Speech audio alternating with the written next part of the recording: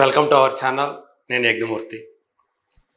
అఖిల్ అక్కినేని కథానాయకుడిగా నటిస్తున్నటువంటి latest cinema glimpse వచ్చేసింది, teaser వచ్చేసింది, అలాగే టైటిల్ కూడా వచ్చేసింది.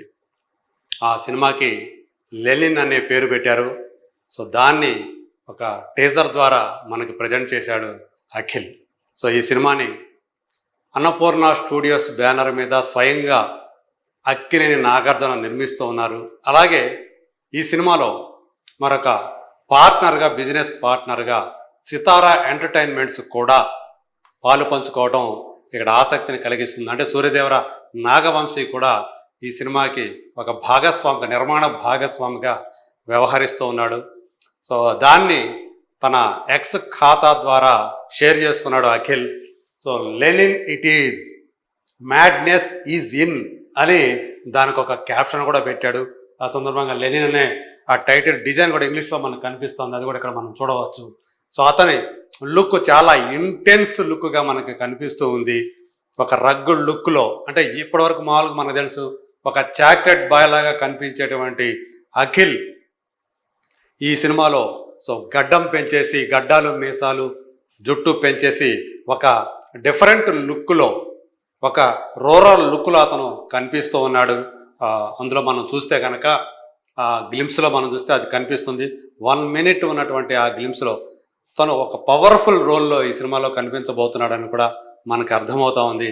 ఇందులో కథానాయికగా ఇప్పటి సెన్సేషనల్ తార అయినటువంటి శ్రీలీల కనిపిస్తూ ఉంది. సో ఖచ్చితంగా ఆ పేరు, ఇద్దరు అందగాళ్లే కాబట్టి ఖచ్చితంగా ఆ పేరు కూడా ఆన్ స్క్రీన్ అంతే అందంగా ఉంటుందని చెప్పేసి మనం భావించవచ్చు. సో ఇప్పుడు ఈ సినిమా మీద అంచనాలు కూడా అక్కినేని అభిమానుల్లో బాగానే వెల్లువెత్తుతున్నాయి అని చెప్పేసి మనకు తెలుస్తోంది, దానికి వస్తున్నటువంటి స్పందన బట్టి.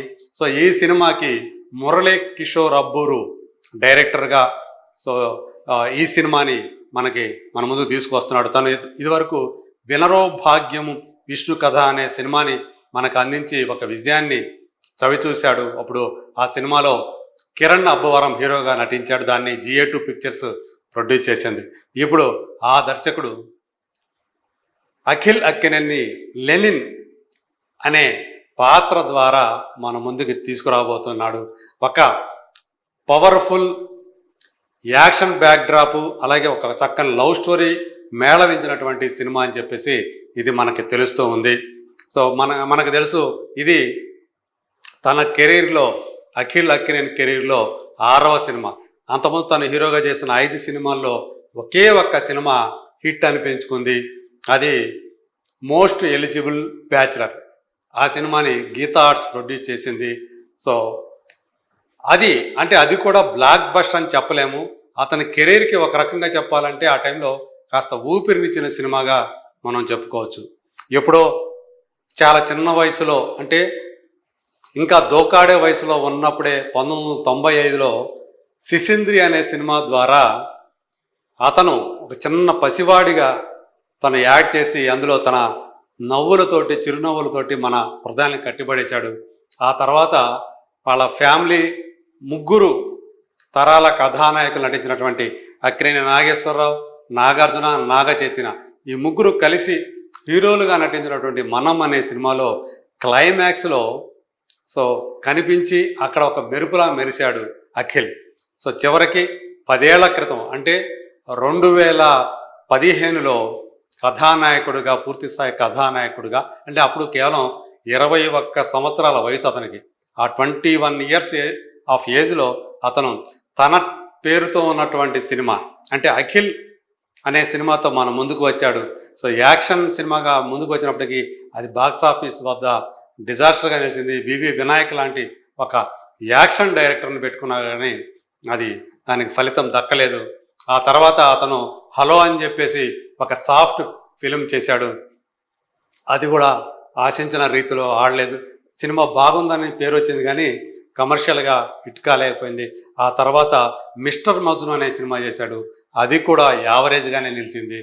ఆ తర్వాత సో 4వ సినిమా, అంటే 3 సినిమాల ఫెయిల్యూర్ తర్వాత 4వ సినిమా మోస్ట్ ఎలిజిబుల్ బ్యాచులర్ తోటి అఖిల్ తన మొట్టమొదటి బాక్స్ ఆఫీస్ విజయాన్ని అందుకున్నాడు. అందులో పూజా హెగ్డే కథానాయికగా నటించింది. సో వాళ్ళిద్దరు జంట కూడా బాగానే ఉందనిపించింది. ఆ తర్వాత చాలా భారీ బడ్జెట్ తోటి ఎంతో నమ్మకంగా సురేందర్ రెడ్డి డైరెక్షన్లో అతను చేసినటువంటి ఏజెంట్ అనే సినిమా అది చాలా నిరుత్సాహానికి గురి చేసిందని చెప్పాలి. బాక్స్ ఆఫీస్ వద్ద చాలా ఘోరమైనటువంటి డిజాస్టర్గా నిలిచి ఆ సినిమాకి పెట్టుబడులు పెట్టిన వాళ్ళందరూ కూడా, డబ్బు పెట్టిన వాళ్ళందరినీ కూడా ఒక రకంగా చెప్పాలంటే రక్త కన్నీరు తెప్పించింది అని కూడా వినిపించింది. అంతటి డిజాస్టర్ అయింది. అందులో పైగా మలయాళం స్టార్ యాక్టర్ అయినటువంటి మమ్ముట్టి కూడా ఒక కీలకమైనటువంటి పాత్ర చేశారు. సో ఆ సినిమా ఇచ్చినటువంటి ఝలక్ ఏదైతే ఉందో దాంతో సో తను పునరాలోచనలో పడ్డాడు అఖిల్.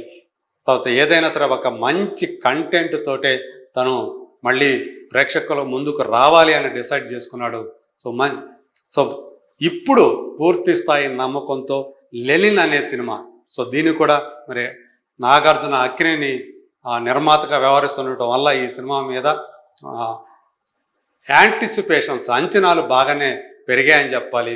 సో వాళ్ళు కూడా చాలా కాలం అంటే ఒకవైపు తన అన్న నాగ చైతన్య సో ఒక సినిమా ఫెయిల్ అయినా ఒక సినిమా విజయంతో తను సో మంచి కెరీర్ని బిల్డప్ చేసుకుంటూ వస్తున్నాడు. లేటెస్ట్గా తండేల్ అనే సినిమాతో కూడా అతను ఒక మంచి విజయాన్ని సాధించాడు.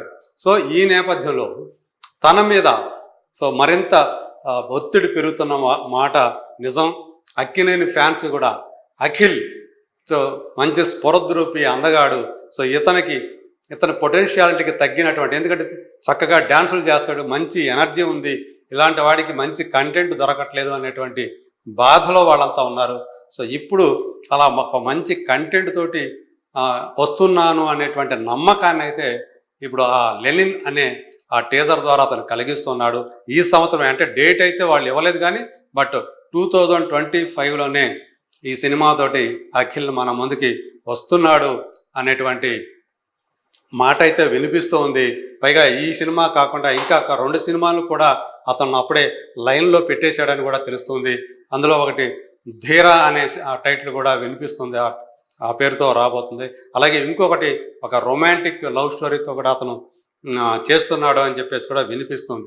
ఇలా వరుసగా సో తను 3 సినిమాలు ఒకదాని తర్వాత ఒకటి వరుసగా మన ముందుకు తీసుకురావడానికి, ఆ సినిమాలతో మన ముందుకు రావడానికి అతను అన్ని రకాలుగా సిద్ధమవుతున్నాడు.